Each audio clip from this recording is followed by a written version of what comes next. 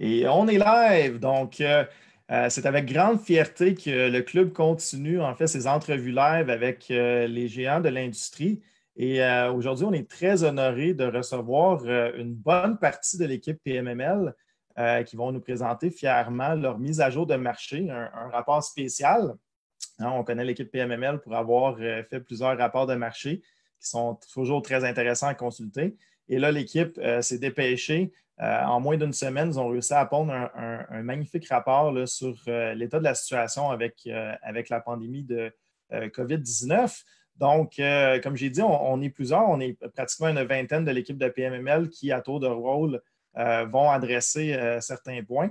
Donc, avec grande fierté que PMML a demandé en fait de présenter ce rapport avec le Club d'investisseurs immobiliers.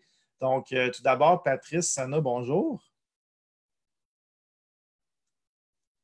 Bonjour, Patrice. Bonjour, Sana. Bonjour, salut, ça va Bonjour. bien? Ça Bonjour. va bien? Donc, est-ce que vous voulez Oui. nous donner l'honneur un peu de présenter votre rapport? En même temps, je vais faire un partage d'écran, donc je vais vous le montrer en ligne en même temps que vous procédez à la petite présentation. Bien, premièrement, merci de Jean-Philippe pour l'invitation. OK. Je pense que ça a été une belle semaine pour tout le monde à t'écouter à tous les jours. C'est vraiment intéressant ce que tu as développé, beaucoup d'invités. Je crois que vraiment le club a vraiment pris un beau leadership avec les lives comme ça que tu as fait toute la semaine d'informer les gens. On est présentement dans une situation là, qui n'est pas facile, qui demande beaucoup euh, d'énergie pour tout le monde pour pouvoir continuer à fonctionner malgré tout ça. Et puis, ben, de notre côté, chez PMML, encore une fois, ben, on a voulu démontrer qu'on est capable de créer de la valeur, d'assumer notre leadership dans le marché en donnant l'information aux gens.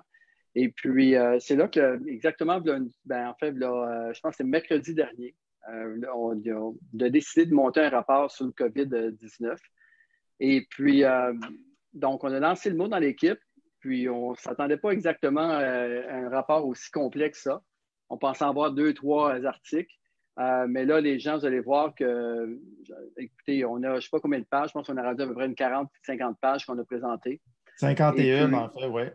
51 Wow. pages, OK, ça va plus vite parce qu'on a travaillé très, très fort. Fait que depuis une semaine, beaucoup de courtiers se sont impliqués, toute l'équipe administrative, puis pendant que tout le monde ralentissait, nous, au contraire, on a continué à travailler fort, à donner un peu de valeur pour les gens. Et fait que j'apprécie, j'avais donné un gros merci à toute notre équipe là, qui ont travaillé très, très fort. Puis l'objectif de tout ça, bien sûr, c'est d'informer les investisseurs immobiliers sur différents aspects, là, OK? Au niveau transactionnel, au niveau financement, au niveau de l'immobilier, qu'est-ce qui va se passer au niveau du conseil, la gestion des immeubles, au niveau aussi de l'aspect légal, hein? Ceux qui ont des offres d'achat acceptées présentement, puis qui les acheteurs ou les vendeurs veulent se retirer, comment réagir à ça. Donc, fait qu'on a, tout le monde, on a mis la main à la pâte et puis on a développé quelque chose d'assez rapide. Mais je suis quand même très, très fier par rapport au temps qu'on a eu pour développer un outil de qualité comme ça. Et également, je dois mettre une petite parenthèse aussi sur le sondage qu'on avait préparé pour le fameux non-paiement de loyer. Cependant, après la discussion avec la Corpic, avec Benoît Sainte-Marie et Yann Lapointe, président du conseil d'administration, Mylène Forêt aussi, on a convenu parce que la Corpic travaille présentement pour sortir un sondage, et donc pour ne pas intervenir dans leurs plans qui sont présentement en communication avec le gouvernement et tout ça pour aider les propriétaires à passer à travers les prochains mois. Donc, on a laissé le sondage, c'est vraiment la Corpic qui va en sortir un dans les prochains jours. Là, ils vont sûrement l'annoncer. Au contraire, ils ont participé au rapport, ils nous ont envoyé des textes aussi. Donc, ça, je trouve ça vraiment intéressant. Donc, fait que c'est ça. Fait que, en résumé, là, je suis très, très fier et puis je suis vraiment content de vous présenter ça. Je pense que ça va aider énormément d'investisseurs sur le marché. Ça pourrait Absolument. peut-être compléter. Oui, bien écoute, dans le fond, nous, l'objectif, tu sais, il y a tellement d'informations qui circulent en ce moment, puis c'est tout à fait normal, tout le monde va donner son opinion. Je crois que le plus important, c'est de séparer les opinions et on peut se noyer avec ça et d'extraire la sagesse des praticiens sur le marché. Je crois que ça, c'est encore plus important maintenant, de garder un mindset et des objectifs doivent être restés. On a des objectifs de pas, comment est-ce que je pourrais dire, de ne pas se décourager. Le chemin va être peut-être différent, mais de vraiment de voir ce que les praticiens font sur le terrain et de ne pas être noyé par toutes les opinions à droite et à gauche de ceux qui ont peur, parce qu'il faut toujours penser que si quelqu'un émet une opinion, c'est toujours basé sur peut-être une peur ou avec peut-être s'il est en retrait du marché ou si quelqu'un veut rentrer dans le marché. Donc, on va écouter les praticiens. Je laisse la parole à tout le monde. Absolument. Très belle sagesse, Sana. En fait, effectivement, beaucoup d'informations qui circulent, beaucoup de peur aussi. Donc, allez voir effectivement la sagesse. Donc, avec le club, on avait fait justement la première entrevue avec Patrice. Et on avait également une entrevue avec Jacques, là, qui en a vu d'autres, en fait, 1983, qui était très intéressante. Donc, les gens qui sont sur le terrain, les gens qui ont des logements, les gens qui ont de la crédibilité, de les écouter. Donc, très content que PMML et le club là, se soient joints parce que je pense qu'au niveau de crédibilité, je pense que c'est très intéressant. Juste pour montrer comment les gens peuvent aller chercher le rapport, on va les mettre dans les commentaires, mais vous allez sur pmml.ca/COVID-19, vous rentrez les informations. Je pense qu'il y a déjà des gens qui avaient rentré l'information. Ça va être disponible à partir de 8 heures. C'est correct, Patrice? Oui, c'est exactement. Donc, il y a présentement des gens là, qui sont bien sûr en télétravail présentement qui vont tranquillement cheminer les rapports, envoyer les rapports par courriel. Vous allez recevoir ça. Sûr et certain, demain matin, tout le monde va avoir son rapport directement. Donc, puis même dès maintenant, c'est possible de le télécharger, je crois, de l'avoir automatiquement. Et regardez à quel point le rapport, et le but aujourd'hui de la présentation n'est pas nécessairement de toujours couvrir ce qui est dans le rapport, c'est plutôt de faire intervenir un peu tout le monde sur les sujets différents. Donc, regardez, ça passe de la construction locative, les résidences pour aînés, financement, investissement commercial, gestion immobilière, impact transactionnel. Donc, c'est un rapport effectivement très complet. Puis on va survoler aujourd'hui un peu toutes ces thématiques-là avec les différents intervenants dans le cadre d'une entrevue où est-ce qu'on va échanger le club EPMML sur ce rapport-là. Donc, sans plus tarder, on va y aller dans les conseils d'investissement. Donc, si on suit un peu notre horaire là, notre horaire, en fait, sur la table des matières, il y a le conseil d'investissement. Il y a 4 courtiers qui ont travaillé sur les dossiers. Donc, François Neveu, Avi Breitman, Patrick Beaulé et Yelena Kroutos. Donc, ils ont effectivement publié des articles et j'aimerais les entendre. En fait, on va tout de suite commencer dans le nerf de la guerre avec François Neveu, compétitionner en temps de crise. François, tu peux-tu nous donner des petites infos là-dessus parce que je pense qu'il doit y avoir plusieurs investisseurs qui se posent la question en ce moment. François, es-tu avec nous? Oui. Est-ce qu'on l'a perdu? François Gagnon, ton son, François Neveu, ton son est fermé. Toujours les joies de la technologie. Le son de François, je ne sais pas si tu m'entends. Le son de François à gauche. François, es-tu là? Sinon, regarde, François, je te laisse chercher ton son. En attendant, Patrick, je pense que le sujet est intéressant aussi. Patrick qui avait publié un peu sur comment garder le cap dans ces temps de crise. Donc, François, tu es là, vas-y. Oui, j'ai eu un problème avec Zoom, je suis désolé. Il n'y a pas de problème, ça m'est arrivé à midi. Donc, ça arrive. Donc, François, compétitionner en temps de crise, oui. Ouais, en tant qu'investisseur, comment tu pourrais aider les investisseurs là, à compétitionner en temps de crise en ce moment? Donc, en fait, en temps de crise, il faut comprendre que c'est une occasion en or pour n'importe quel investisseur immobilier de se démarquer, de prendre de l'avance sur sa compétition, de se faire valoir aussi auprès de tout son réseau. Donc, autant auprès des prêteurs hypothécaires que des partenaires financiers, que ses associés professionnels de l'immobilier et tout. Donc, c'est là qu'il faut montrer en fait qu'on est un joueur solide. Donc, dans l'immédiat, comme on est une crise, en fait, comme c'est une pandémie, en fait, il va y avoir une responsabilité sociale qui implique de partager puis d'appliquer des mesures d'hygiène qui sont recommandées par le gouvernement. Puis, il va y avoir aussi une responsabilité économique envers justement les gens qui sont dans son réseau. Donc, la première étape, en fait, dans l'immédiat, c'est de prendre contact avec tout son réseau, d'établir, de communiquer un plan d'action. Donc, ensuite, ça va être de prendre contact avec tous ses locataires, puis de documenter, en fait, leur situation dans un registre détaillé. Ce registre-là, au besoin, on peut l'utiliser auprès du prêteur hypothécaire pour faire valoir sa situation. Mais ça, c'est quelque chose qu'il faut évaluer au cas par cas. Ce n'est pas quelque chose que je recommande, mais ça, il faut voir avec, en fait, un courtier hypothécaire chez PMML qui va pouvoir vous donner tous les détails par rapport à ça. Au début de la crise, donc à court terme, moi, je recommande de refinancer au maximum afin d'être un investisseur liquide. Ça va permettre, en fait, de réaliser des achats, puis aussi de couvrir peut-être potentiellement des mauvaises créances s'il y en a. Donc, trouver des partenaires financiers, trouver des partenaires qui ont de l'expérience. C'est le temps pour les joueurs qui ont de l'expérience, en fait, de bien se positionner. Donc, puis l'idée aussi derrière ça, c'est de montrer, en fait, à tous les gens avec qui on fait affaire qu'on est un joueur qui est solide. Si on faisait des optimisations aussi pendant ce temps-là, il faut évaluer, en fait, si l'optimisation en vaut la peine ou si on garde plus ses liquidités. Donc, il faut vraiment analyser tout ce qui se passe, en fait. Donc, pour toi, parce que ça avait été un sujet qui avait quand même animé les foules, là, avec le premier live du club avec Patrice, avec expérimenté et non expérimenté, là, pour adoucir un peu les mots, est-ce que tu dirais que tu irais justement avec un marché où est-ce que tu dirais les expérimentés, allez-y, les inexpérimentés, soyez plus prudents ou tu penses qu'il y a de la place pour tout le monde? Exactement. Puis pour les gens qui ont un peu moins d'expérience, c'est le moment, en fait, de s'entourer des gens qui ont justement l'expérience. Puis parce que c'est vraiment, ce qu'il faut comprendre, c'est que c'est une opportunité qui est incroyable en ce moment, tant au niveau de la... c'est une opportunité qui se produit pas souvent, en fait, quand on a une crise comme ça. Les gens qui ont de l'expérience, en fait, vont pouvoir reconnaître les opportunités à saisir, puis il faut s'entourer de ces personnes-là. Merci, François. Patrick, est-ce que tu voudrais ajouter quelque chose ou est-ce que tu voudrais commenter un peu là, sur comment on fait pour garder justement notre cap en temps de crise? Oui, bien sûr. Merci. Et puis, dans le fond, garder le cap. Pour garder le cap, c'est un peu comme dans des situations d'urgence. Je pense que la meilleure chose à faire, c'est de ne pas prendre panique. Pas prendre panique dans une situation d'urgence. Par exemple, quand il y a un feu, c'est de prendre des grandes respirations, etc. C'est un petit peu ça qu'il faut faire.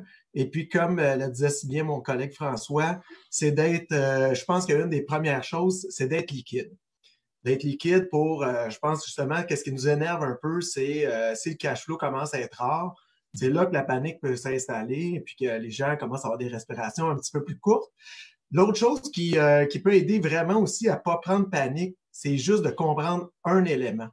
L'élément à comprendre, c'est que le multilogement, c'est un produit qui est contracyclique. C'est contracyclique à l'économie. En fait, ce qu'on va voir, c'est qu'il y a des gens qui étaient prêts à accéder à la propriété, qui pourront peut-être pas accéder à la propriété. Il y a d'autres gens qui ont des propriétés. Je pense à des gens qui sont des fois peut-être un petit peu plus vieux puis qu'ils ont perdu une partie de leur bas de laine dans le dernier crash boursier et qui, eux, vont perdre leur accès à la propriété. Alors, faut pas s'énerver. Ça se peut très bien que le taux d'inoccupation qui était extrêmement faible baisse. Donc, c'est un peu qu'est-ce que je veux dire par contracyclique. Je pense qu'avec ces deux éléments-là, si on garde en tête que le multilogement est contracyclique aux autres types d'investissements immobiliers, et puis de s'arranger pour être liquide le plus rapidement possible. François a donné d'excellents exemples. C'est un peu ça. Et puis, comme t'expliquais, Jean-Philippe, t'en parlais, il y a vraiment comme deux types d'acheteurs. L'acheteur qui rentre dans le game et que lui, il faut qu'il mise toutes ses cartes, dans le fond, un peu pour jouer. C'est peut-être un petit peu difficile de rentrer dans une game comme ça parce qu'il faut être liquide. Puis, on le voit très bien, les acheteurs qui sont liquides, les propriétaires qui sont liquides ne sont pas inquiets de qu'est-ce qui s'en vient et eux ont un sourire déjà aux lèvres parce qu'ils sont prêts à profiter des trois incitatifs qui sont en place pour eux, les taux d'intérêt, taux d'inoccupation et puis la devise étrangère qui est, pas la devise étrangère, mais la devise canadienne qui vient de s'affaiblir encore plus. Fait que les trois drivers sont encore là puis ils vont être encore plus forts. Alors, contracyclique, c'est ça que ça veut dire.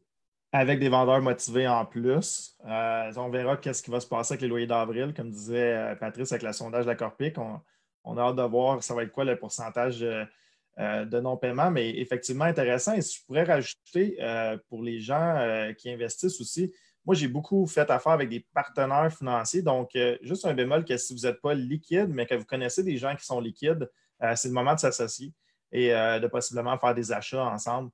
Moi, j'ai fait beaucoup d'acquisitions de cette façon-là. Donc, d'essayer de trouver des gens liquides qui aimeraient s'embarquer dans le marché dans une crise et avoir des bonnes opportunités. Donc, j'imagine que tu es. Est-ce que tu avais quelque chose à rajouter, Patrick? J'imagine que tu es d'accord avec ça. Est-ce que tu avais quelque chose à rajouter? Entièrement d'accord avec toi. J'ai pas mal complété, puis je vais laisser la parole à d'autres aussi parce que je suis certain que le live va s'envoler rapidement. Merci. Hey, merci, Patrick. Avi, est-ce que tu es avec nous, Avi? Oui, bien sûr. Avi, pour les gens qui sont francophones, Avi préférait peut-être de s'exprimer en anglais pour le live, donc pour couvrir les gens qui sont bilingues. Pour les gens francophones, restez avec nous. Donc, le segment ne durera pas plus que 2 minutes. Abandonnez-vous pas sur le live. So, Avi, impact and repercussion on the long-term action plan. So what should I plan as a real estate investor right now in the current market? As already mentioned, we're looking into very low interest rates. It's going to keep going, but I'm sure that the government will be looking into bringing them back up. So right now, it's the good opportunity. Right now, if you can refinance, you should. Sellers also, some people are looking to sell. A lot of people are looking to buy. I think there are a lot of transactions that are going to happen right after the situation will stabilize. So it's interesting points. We're in a time where there's still a lot of uncertainty.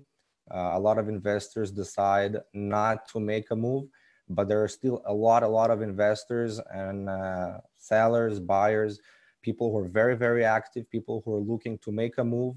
And I personally think that now it's a very good time to make the move because we don't know how long this thing will be going, and the opportunities are there.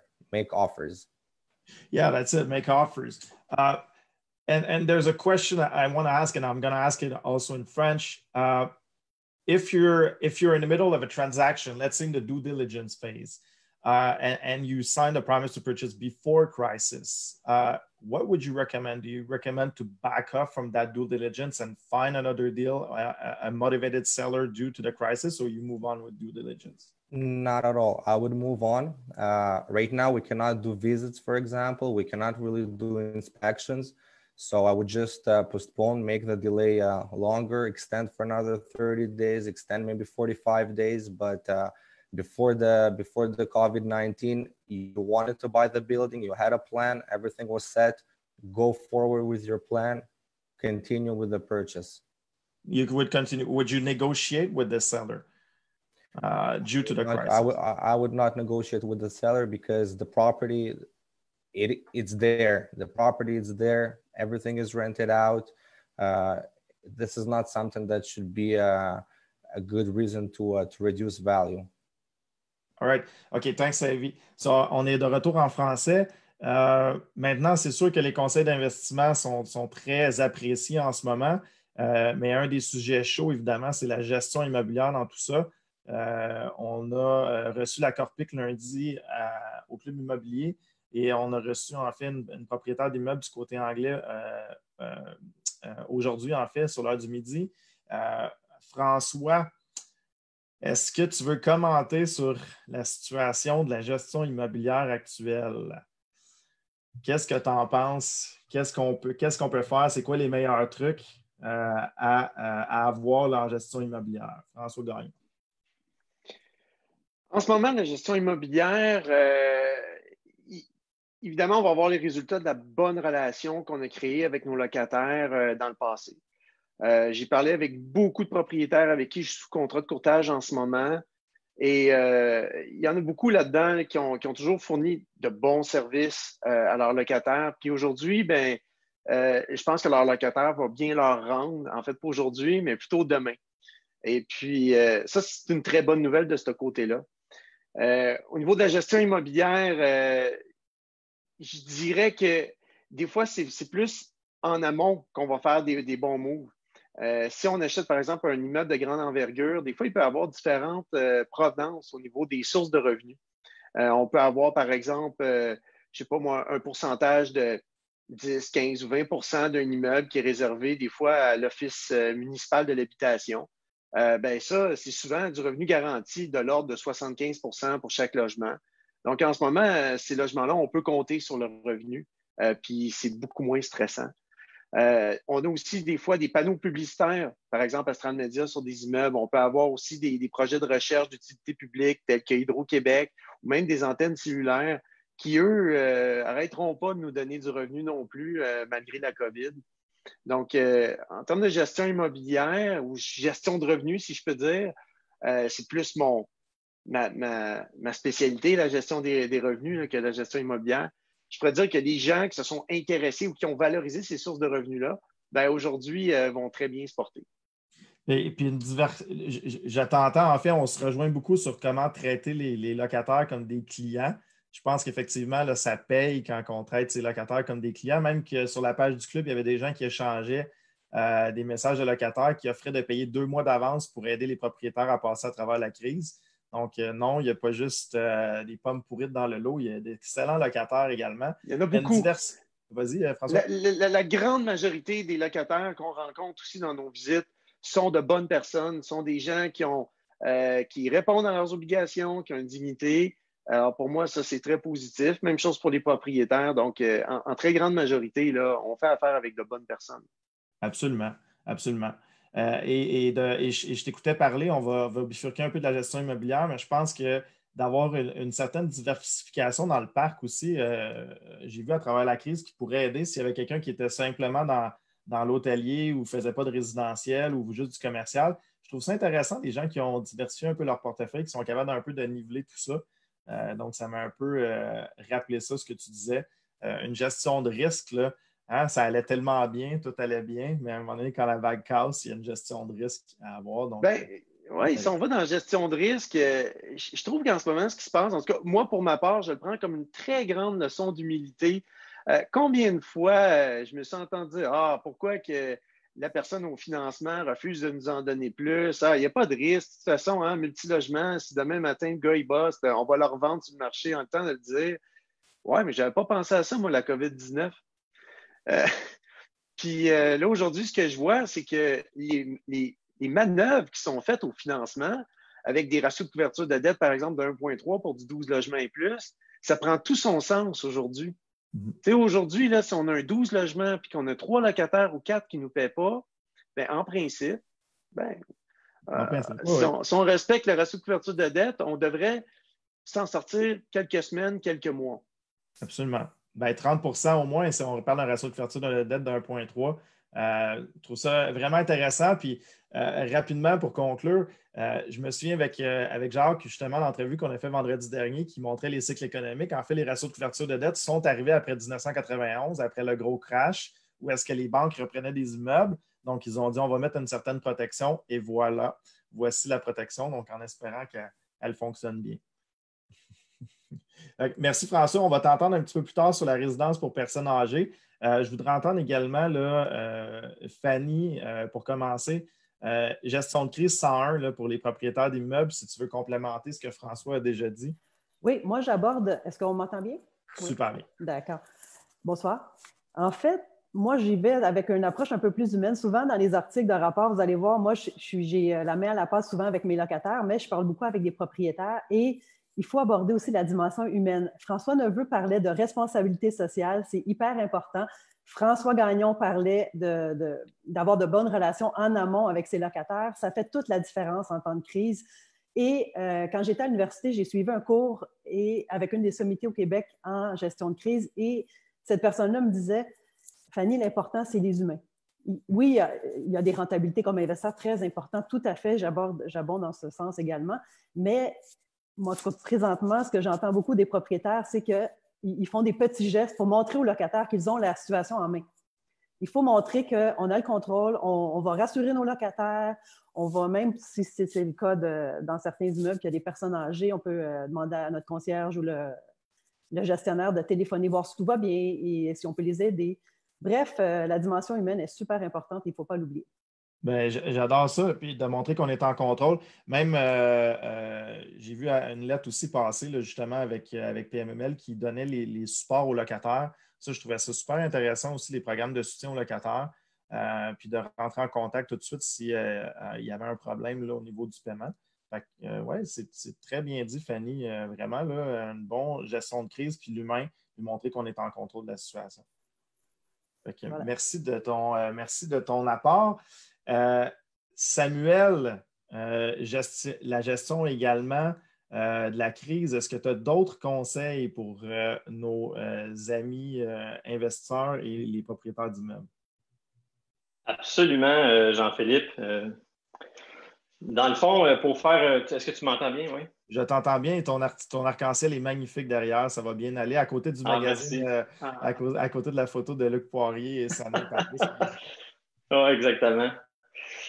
Oui, effectivement, ça va super bien aller. Puis pour surfer un peu sur ce que François Gagnon disait tantôt, c'est important de ne pas mettre tous les immeubles dans le même bateau. Puis justement, il parlait de gestion de risque. Puis tu sais, il y a différents types d'immeubles sur le marché en ce moment.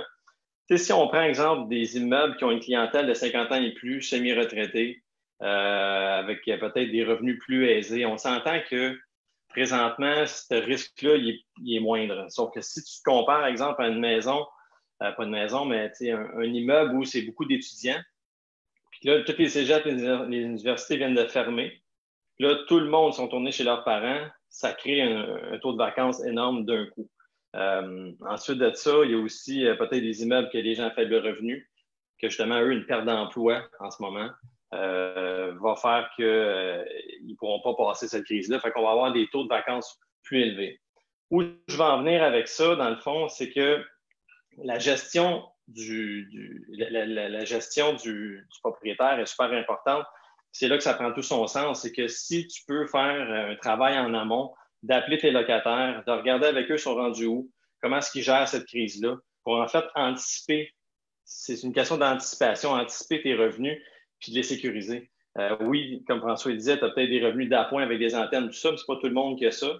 Donc, puis ça démontre ton côté gestionnaire, puis bref, en gros, c'est un petit peu ça. T'sais. Samuel, ça me permet de te relancer, en fait, parce qu'il y avait un débat qui faisait rage un peu. Est-ce qu'on doit, oui, offrir des programmes d'aide, mais est-ce qu'on doit tout de suite rentrer en contact avec les locataires au niveau d'un problème de paiement ou est-ce que tu attendrais après le premier lorsqu'il y a des problèmes de paiement? Selon toi, qu'est-ce que tu ferais? Ben, moi, je vais te donner mon expérience de terrain. Aujourd'hui, j'ai parlé avec 20 propriétaires. Et puis, il n'y a pas nécessairement des gens qui sont dans le club ou tout ça, mais vraiment des gens, tu sais, il y en a plusieurs qui, présentement, je leur posais la question, cette question-là, est-ce que vous avez appelé vos locataires? Est-ce qu'il y a des locataires qui vous ont appelé? Puis la majorité, en ce moment, disent non. Donc, moi, je pense que ça ne vaut pas la peine d'alarmer. On est au début, si on veut, de cette crise-là. Donc, non, la réponse, c'est non. J'attendrai de voir. Puis si on sent que, bon, les chèques, là, on pourrait peut-être aller plus en profondeur. Oui, je suis d'accord avec toi. Je pense que j'attendrai parce que ça pourrait peut-être ouvrir justement une porte au non-paiement. Là. C'est ce qu'on disait également aussi. Vas-y, Samuel, tu l'as Exactement. Ouais. Ben oui, c'est ça. On ne veut pas ouvrir de porte pour l'instant. Pour l'instant, le loyer est dû, comme l'épicerie est due, comme tout est dû. C'est sûr qu'on va être compréhensif là, en tant que propriétaire, la relation humaine, évidemment, dans tout ça, spécialement parce que la régie est fermée aussi. Donc, je pense que, savez-vous quoi, on peut résumer ça, ça force les humains à s'entendre. Hein? Le tribunal n'est pas là, il n'y a pas d'institution, donc on n'a pas le choix de communiquer. Je pense que ça rejoint bien François et Fanny là, qui disaient qu'il y avait une communication humaine qui prenait place. Là. Fait que, Samuel, merci. Évidemment, on vous conseille également de suivre la Corpic. Le site de la Corpic est vraiment super bien fait là, au niveau de tout ce qui est COVID-19. Et également, ils ont commencé des avis, des modèles de lettres, des ententes de paiement. Donc, vous pouvez aller sur le site de la Corpic si vous êtes membre. Dans les lettres, dans l'espace membre, il y a des lettres sur justement comment gérer la COVID-19. On laisse tomber la gestion immobilière. Donc, on a fait le conseil d'investissement en gestion immobilière. Maintenant, j'aimerais entendre l'équipe sur le financement. Christian Pomerleau, Gabriel Mainville. On pourrait peut-être commencer par Gabriel. Christian, on avait déjà eu une entrevue avec lui. Gabriel, l'impact sur le marché hypothécaire actuellement, ça ressemble à quoi? Écoute, Jean-Philippe, le marché hypothécaire là, actuellement, au début de la crise, c'est sûr que tout le monde s'est mis à capoter et qu'on a vu les taux d'intérêt baisser un peu. Mais si on regarde concrètement, là, puis vous allez pouvoir voir le graphique dans le rapport, on voit que le taux directeur a baissé, mais que les taux d'intérêt qui sont basés sur les obligations hypothécaires du Canada ont resté relativement stables. Donc, en ce moment, les banques essaient de mitiger leurs risques. Puis, je te dirais que écoute, les impacts ne sont pas énormes, là. Je veux dire, peut-être que les courtiers hypothécaires pourraient témoigner du fait qu'il y a certains dossiers qui sont plus difficiles à passer. Mais encore là, je veux dire, si on a quelque chose de solide, moi, je pense que ça peut passer. Gabriel, je te mets sous le spot parce que cette question-là revient tout le temps. SCHL conventionnel, 5 ans, mettons, pour un prêt en bas de 2 millions, ça ressemble à quoi aujourd'hui? En fait, ça ressemble à quoi à cette heure-là parce que ça change tellement? Ça ressemble à quoi à cette heure-là? Bien, c'est sûr, il faut que tu sois en position de closer puis de fixer ton taux là, aussi, là, ce qui n'est pas donné à tout le monde pour des prêts assurés SCHL. Tout le monde connaît l'histoire là, avec les délais aussi. Mais je te dirais, pour un prêt de 2 millions et plus, ça peut tourner autour de 1,92 et plus en montant. Et 1,92, c'est quand même des taux assez historiquement bas. Puis conventionnel, on parlerait de quoi? Conventionnel, je te dirais, je n'ai pas regardé les derniers taux aussi. Peut-être que Christian pourrait me répondre. Parfait. Ben, on va basculer à Christian. Christian, ton avis sur le marché? Bien, moi, je pense que ce qui arrive en ce moment, c'est que oui, on parle de taux, on parle de ce qui se passe avec les banques et tout ça.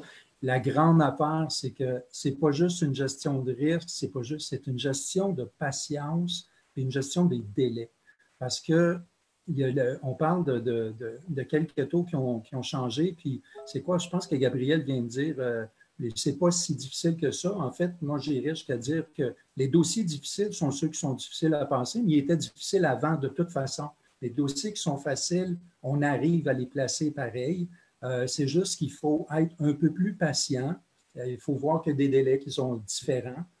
Pour répondre à ta question, au niveau des taux, quand je vais prendre en multi-logement, mettons 1 million, braquette d'1 million, 2 millions, dans ces coins-là, je vais utiliser en ce moment à peu près 3,25 pour le conventionnel, peut-être même 3,5 si les prêts sont un peu plus petits, juste pour me donner un petit peu plus de buffer.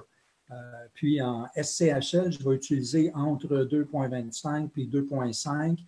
Pour les petits prêts, peut-être 2,75. Mais encore une fois, c'est juste pour, ce n'est pas nécessairement les taux qu'on va obtenir sur le marché, c'est juste qu'on veut calculer une valeur économique, il faut utiliser des taux tests qui sont quand même praticables sur le marché.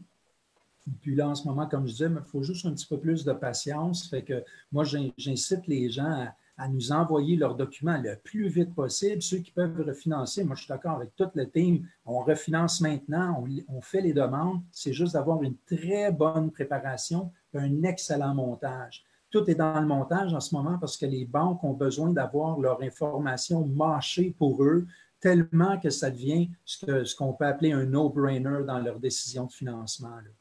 Puis on n'a pas d'excuses, on l'avait dit ensemble en entrevue, il n'y a pas d'excuses. Donc, le fichier de la SCHL qui est assez difficile à remplir, donc ça pourrait être un bon moment. Puis je pense que les gens n'ont pas tous ce fichier-là, Excel. Donc, ceux qui veulent le fichier, on pourrait peut-être mettre justement vos adresses courriel pour que vous puissiez communiquer avec eux pour leur donner le fichier Excel. Je pense que c'est ce qu'on avait fait avec notre live ensemble. Absolument. Parfait. Excellent. Et je vais sauter à Mathias, quelqu'un que j'ai appris à connaître justement à Sainte-Lucie, dans la Semaine des millionnaires avec le club. Sympathique personnage. Mathias, basé dans les bureaux de PNML à Québec. Comment qu'on pourrait, selon toi, justement, tirer avantage de cette situation-là? On a parlé de refinancement. Est-ce que tu aurais d'autres trucs pour nous? En fait, Jean-Philippe, présentement, c'est plus facile de parler à un ordinateur que sur le panel au club à Sainte-Lucie. Donc, je suis content d'être one-on-one avec mon ordi. OK. Présentement, ce qu'il faut faire, là, au moment où on se parle, c'est calculer la rentabilité de notre immeuble, voir un peu jusqu'où notre immeuble est capable d'aller et de se placer en position d'être liquide. Là, on parle de liquide depuis tantôt, mais comment on fait pour se placer liquide? On a deux options, bien évidemment. On a l'option conventionnelle, on a l'option SCHL. Et puis, les taux sont relativement bas au moment où on se parle. Comme Christian a dit, c'est sûr que les banques, présentement, ils veulent du pré-marché. Ils veulent être sûrs et certains de s'aventurer dans des endroits sûrs avec tout ce qui se passe présentement. Donc, moi, ce que je conseille à mes clients, la majeure partie qui me disent « Mathias, je veux refinancer aujourd'hui », bien, je leur dis « Écoute, ce qu'on va faire, c'est qu'on va aller chercher notre certificat CHL. Donc, on va avoir un certificat CHL qui est bon 6 mois, OK? Ce qui va nous permettre de nous placer dans la file d'attente parce qu'on a su dernièrement que certains prêteurs ne prêtent plus. Donc, de se placer dans la file d'attente pour pouvoir passer à l'action le plus rapidement possible. Ça, c'est important. À la SCHL, on est capable d'aller chercher des termes de 30 ans et même voire 35 ans dans certains cas. Donc, on crée une liquidité, un cash flow qui est intéressant, qui peut nous aider à passer aussi au travers de la crise. Donc, on se rend liquide. On est disponible si jamais on a des problèmes à l'interne, disons, si nos locataires ne payent pas, bien, on a de la liquidité pour passer à l'action. Et si on voit une opportunité, bien, on a le cash pour y aller. Donc, vraiment, le refinancement est essentiel présentement. Aujourd'hui, j'ai eu un taux conventionnel. Je sais que Christian n'a pas voulu trop se commettre là-dessus, mais moi, j'ai eu un taux conventionnel 1,2 million, 2,5. Donc, c'est vraiment intéressant les taux au moment où on se parle. Donc, on va pouvoir prendre aussi les avis d'augmentation. Présentement, on est en plein là-dedans. Les nouveaux revenus, on peut les considérer. Donc, on va chercher une meilleure valeur économique. C'est sûr qu'on doit être prudent, comme je disais, on doit calculer la rentabilité de notre immeuble et dire jusqu'où on peut aller dans le financement. Le ratio de couverture de dette il est là pour nous aider aussi, mais voir jusqu'où notre tolérance de risque personnel. Et pour finir, la liste des documents. La fameuse liste des documents. Écoute, je vais vous dire, il y en a que ce n'est pas facile. Donc, je pense que de mettre un petit ménage là-dedans, m'envoyez-moi un courriel, envoyez un courriel à Christian, peu importe, on va vous envoyer la liste des documents, placez ça, préparez-vous parce que dans les banques qui vont resserrer leurs critères éventuellement. C'est sûr, on s'en va vers là. Les taux vont évidemment monter. Ça ne sera pas un bar open comme ça tout le temps. Donc, préparez-vous à passer à l'action, que ce soit tout de suite, dans quelques semaines, dans quelques mois, mais préparez aussi vos documents. Et la position d'être liquide, c'est vraiment essentiel. J'adore ça, Mathias. En plus, avec un ton assez autoritaire, placez vos documents. Je veux pas être méchant, c'est pas ça que je dis, mais il y a certaines personnes, puis écoute, on doit avoir nos documents de prêt. C'est une base importante, que ce soit avec un courtier ou un banquier. Je vous le jure, vous envoyez vos documents tout placés à un banquier, tout nommé.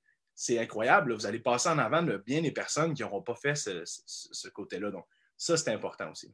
Bien, je pense que Christian disait, dans un financement, qu'est-ce qu'on attend le plus? Ce n'est pas la SCHL, ce n'est pas la banque, c'est le client avec ses documents.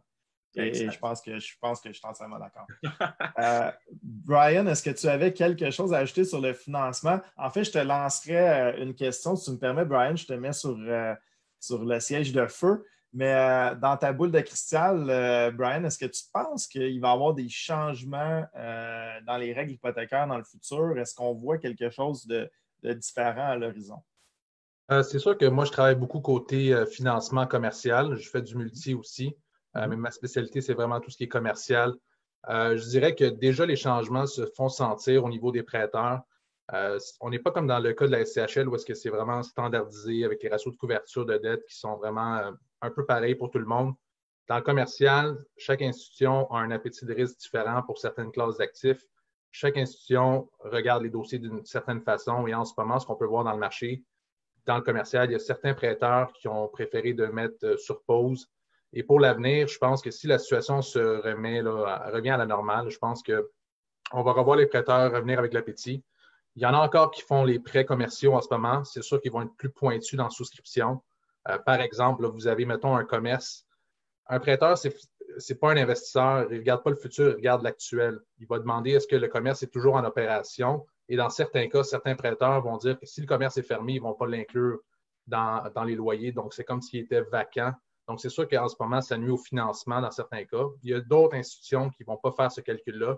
Donc, c'est vraiment du cas par cas. Chaque institution va finir par s'ajuster au marché et c'est vraiment le temps qui va nous le dire comment est-ce que le financement commercial va évoluer dans les prochains mois à venir. Donc, ça reste à suivre, ça change à tous les jours.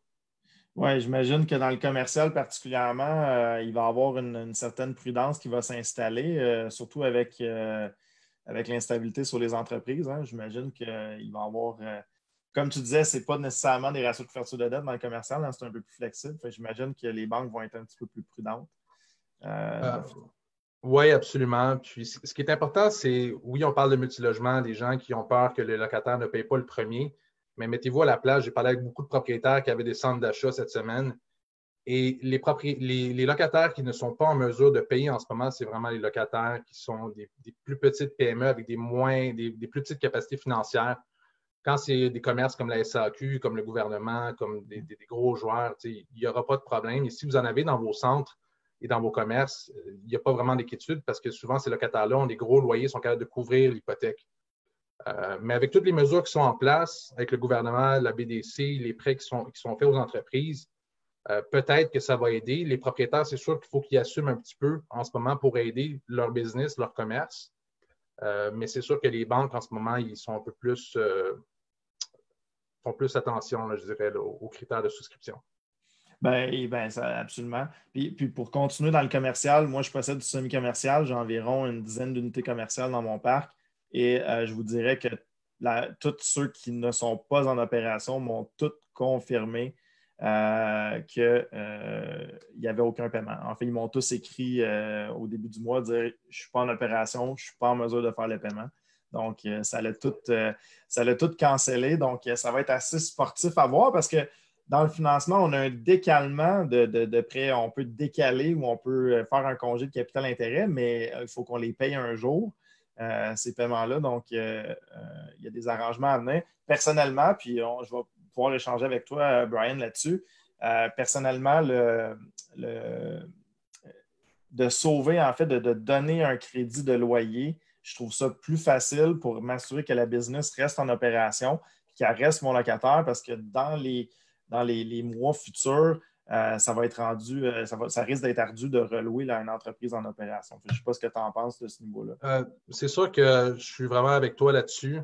Déjà dans le commercial, on parle que les taux de vacances à Montréal sont autour de 15 %. Ça fait longtemps qu'on a des enjeux avec la vacance. Avec ce qui se passe, là, c'est indéniable. Il y avait un sondage aujourd'hui, il y a peut-être 30 % des entreprises qui pensent ne pas se relever. C'est sûr, c'est des sondages, on est dans l'incertitude, ce n'est pas nécessairement vrai. On va voir les prochains mois, mais je pense qu'en tant que propriétaire de locaux commerciaux, en ce moment, de soutenir les entreprises, de prendre un petit coup à court terme pour vraiment les sauver, parce que les beaux commerciaux ont tendance à être plus sur le long terme. Donc, vous êtes capable d'aller chercher des flux de trésorerie sécurisés 4, 5, 6 ans. C'est sûr qu'on n'est pas à l'abri d'une entreprise qui fait faillite. Du jour au lendemain, elle fait faillite, ils ne peuvent pas te payer. Mais si tu peux donner un coup de main pour 1 ou 2 mois ou 3 mois, passer la crise, puis gagner sur le long terme, je pense que c'est vraiment une bonne approche là, en tant que propriétaire en ce moment. Ouais, je pense que oui, parce que j'ai des locales qui ont été vacants des fois un certain temps. C'est pas toujours facile avec les artères commerciales en plus à Montréal. Là. En fait, je pense que Montréal va devoir se redécouvrir, mais je suis curieux de voir ce refaçonnage-là arriver. Donc, merci Brian sur l'input financement et commercial. Transactionnel maintenant, mon agent préféré, Nix Le Bodinuk. Jean-Philippe, si tu me permets. Oui, vas-y. Oui, Patrice, vas-y. Je vais faire une petite intervention. Il y a beaucoup de gens qui demandent, ils mettent leur courriel qu'on envoie le fichier, mais c'est sûr qu'on ne prendra pas le temps d'envoyer ça à tout le monde. Envoyez un email à info@commercialpmml.ca et là, il y a quelqu'un au bureau qui va vous l'envoyer. Donc, arrêtez de donner vos courriels comme ça. C'est sûr qu'on ne reprendra pas le temps d'aller copier tout ça et les envoyer. Envoyez un courriel info@commercialpmml.ca puis on va renvoyer le fichier. Et pour ceux qui nous envoient des demandes pour le rapport, là, je pense qu'il y a eu un petit problème pour les 5 premières minutes. Et là, c'est maintenant correct. C'est info sur pmml.ca/COVID-19. Puis ceux qui veulent le fichier CHL, c'est info@pmml.ca. Merci. Très bon point, effectivement. Parmi tous les commentaires, les saluts, les coucous, effectivement, on ne filtrera pas tous les courriels. Peut-être juste le mettre, Patrice, si tu as le temps, peut-être juste de le taper en termes de commentaires. Encore une fois, les liens, je pense que ça va être intéressant pour les gens. D'accord. Donc, on retourne à Nick. Comment empêcher une renégociation? J'adore ça. Comment empêcher une renégociation dans le cadre actuel, autant client à client acheteur et client vendeur? Nick, je t'écoute là-dessus. Salut Jean-Philippe. Ça fait un petit bout qu'on a fait dans le live. Il y a beaucoup de choses qui ont changé depuis. Mais tout ça pour dire, dans le fond, est-ce que tu m'entends bien par contre? Super. Super bien, OK, excellent. Ouais. Il est l'air en feu avec la tapisserie derrière en plus. Ben, c'est ça, on est en feu. Là. On gère des feux en ce moment un petit peu. mais c'est pour que ça aille bien plus tard. Pourquoi j'ai décidé de faire cet article-là, comment empêcher la négociation des prix? Parce que certaines personnes qui sont dans la transaction maintenant se posent comme question, est-ce que je devrais attaquer le vendeur pour aller chercher un meilleur prix, une balance de prix de vente agressif, sur le fait de dire, écoute, je suis incertain des revenus que ça rapporte ou je suis incertain de l'avenir de cet immeuble-là. Fait que des fois, j'ai ces discussions-là avec certains acheteurs. Mais premièrement, il faut prendre une grande respiration, OK? On est juste, ça fait quelques jours qu'on est en confinement, ça fait peut-être 2 semaines. On ne sait pas encore combien de temps ça va durer. Fait qu'il ne faut pas capoter. Il faut pas. C'est sûr qu'on peut être opportuniste un peu pour essayer d'aller chercher des termes différents dans la promesse d'achat, mais il ne faut pas dire que, regarde, tout va mal, puis je vais aller chercher une balance de vente de 500 000. Non, ben dans le fond, premièrement, si on prend un peu de recul, ce qui est important de savoir, c'est le revenu que l'immeuble génère. Si les revenus restent les mêmes, le prix ne change pas, OK? Puis en ce moment, on voit avec tout ce qui se passe que les revenus ne vont pas être impactés dans la plupart des cas, OK? Il y a des programmes du gouvernement qui sont disponibles. Il y a du monde qui sont quand même, qui ont de l'épargne. Il y a du monde qui sont capables de payer. Puis ça veut dire que les meubles génèrent les mêmes revenus. Fait qu'en tant que vendeur, OK, c'est important dans une transaction pour empêcher une renégociation des termes de s'assurer qu'on va continuer à percevoir les revenus. Fait que tous les conseils qui sont donnés en gestion, d'aller voir vos locataires et de dire parfait, écoutez, qu'est-ce qui se passe? Est-ce que vous êtes capable de payer le mois d'avril, mai, juin? Tout à fait. Est-ce que vous êtes inscrit dans certains du gouvernement? Est-ce que vous avez des familles qui peuvent vous aider à payer des loyers? En tant que vendeur, il faut s'assurer qu'il y a une continuité dans les revenus. Okay? C'est ça qui est important, c'est de démontrer aux acheteurs qu'il y a une continuité. Si on est capable de faire ça, il ne devrait pas avoir d'enjeu, il ne devrait pas avoir de questions qui se posent sur la perte de valeur d'un immeuble. C'est ça qui est important en tant que vendeur maintenant. Fait, quand je retrouve à négocier pour un vendeur dans de telles circonstances, je demande tout le temps qu'est-ce qui a été fait. Est-ce que tu es capable de nous expliquer avec tes locataires comment que ça se passe puis qu'est-ce qui est prévu pour les mois à venir? La plupart des cas, les vendeurs vont dire écoute, Nick, j'ai pas de problème, j'ai peut-être quelqu'un qui s'est essayé, j'ai peut-être quelqu'un qui dit bon, parfait, écoute, je suis un petit peu mal pris, qu'est-ce qu'on va faire? C'est du cas par cas, mais en date, il n'y a pas de panique, il n'y a pas de mesures drastiques, il n'y a pas de nécessité d'aller excuser un vendeur parce qu'ils ne vont jamais l'accepter, puis on va perdre la crédibilité. Il faut juste s'assurer que des fois, si on est capable, ben, on peut peut-être négocier un délai extra pour s'assurer que bon, les revenus rentrent, puis on va continuer avec la transaction. C'est tout à fait normal d'être rassuré en tant qu'acheteur. C'est un peu ça que je pense. Et il faut que je me fasse l'avocat du diable. J'ai posé la question à Avi en anglais. Il faut que je me fasse l'avocat du diable parce que c'est sûr que cette question-là mûrit dans tous les investisseurs immobiliers en ce moment. C'est dans une transaction, tu es en due diligence, tu peux sortir sans aucun impact légal à la transaction, donc parfaitement légalement de la transaction. Quand François disait en temps de crise, il y a des opportunités, c'est sûr que les investisseurs se posent la question, est-ce que je continue avec l'investissement que je fais actuellement ou plutôt je me concentre à essayer de retourner chercher d'autres opportunités sur le marché avec un marché qui est plus ébranlé puis trouver un vendeur motivé. Qu'est-ce que tu en penses? Moi, je pense qu'il ne devrait pas avoir... il n'y a pas de bonne réponse, OK? Mais moi, personnellement, ce que je crois, si on a embarqué dans une transaction, c'est parce qu'on voyait le potentiel dans cet immeuble-là, c'est parce qu'on voulait faire un projet. Je pense qu'un acheteur avait déjà des objectifs à aller chercher une meilleure valeur ajoutée en louant les logements plus chers. En tout cas, il y avait un plan. Pourquoi tu vas débarquer d'une transaction dans laquelle tu es en VD en ce moment pour embarquer dans une autre transaction où est-ce qu'il y a pas, ça ne va pas être plus différent? Donc, pourquoi faire le saut? Puis je te pose la question. Mettons, tu as une offre d'achat sur un 8 logements, tu te dis parfait, je vais peut-être m'essayer ailleurs. Tu trouves un autre 8 logements, puis c'est la même situation. Donc, je ne vois pas la nécessité de faire le saut. OK, intéressant. Est-ce que tu as des renégociations dans tes cas en cours, Nick? Est-ce que tu as des renégociations? Est-ce qu'il y a des gens qui commencent à demander des baisses de prix ou il y a des renégociations qui se font dans tes transactions? Il n'y a pas tant de renégociations de prix. Il y a ce que je vois de temps en temps, puis pas souvent, je vous dirais peut-être un cas sur 10, un cas sur 8, ce que l'acheteur va faire, c'est qu'il va dire, bon, parfait, regarde, vu l'incertitude, est-ce qu'il y a moyen soit d'étirer les délais avant qu'on passe chez le notaire ou avant qu'on complète l'étape dans laquelle on est rendu? Ou est-ce que le vendeur peut-être peut me donner une balance de prix de vente? Dans ce cas-là, je pose toujours, mets tout le temps la question, qu'est-ce que vous aimeriez le plus? Est-ce qu'on peut proposer les deux options au vendeur, puis c'est lui qui décidera? Soit il prend plus de temps, soit il accepte une petite balance de vente, puis on avance plus rapidement dans la transaction. C'est pas moi à décider, mais en tant que consultant, puis courtier immobilier, je pense que je vais amener des options pour tous les parties pour qu'on puisse arriver à avoir plusieurs termes sur lesquels on peut négocier, puis pas juste le prix. Parce que c'est pas juste le prix. Si on est capable de donner une certaine assurance que les revenus vont continuer, on est capable de rassurer les revenus, mais dans ce cas-là, ça ne devrait pas être un problème. Une garantie de loyer, comme on disait avec Patrice lors de l'entrevue, garantie de loyer, je pense que ça pourrait être très, très bon en ce moment dans les transactions, donc de garantir le vendeur qui garantit les loyers.